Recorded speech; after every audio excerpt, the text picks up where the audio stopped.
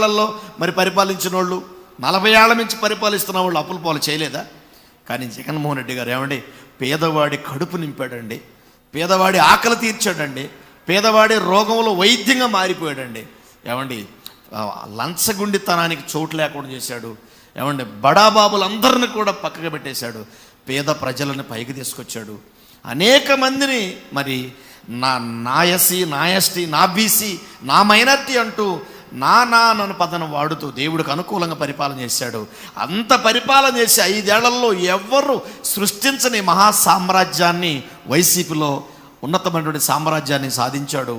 ఒక్కడిగా అడుగు వేశాడు. మహా సైన్యంగా కోట్ల మంది ప్రజల గుండెల్లో మరి ఈరోజు చేరాడు. ప్రతి గుండెల్లో కూడా చేరాడు. ప్రతి ఇంట్లో ఫోటో కాదండి, చాలామంది అనుకుంటా ఫోటో కాదు, ప్రతి ఒక్కరి గుండెల్లో కూడా ఈరోజు ఒక మాట చెప్పాలంటే దేవుని తర్వాత దేవుడుగా జగన్మోహన్ రెడ్డి గారు ఈరోజు ఆయన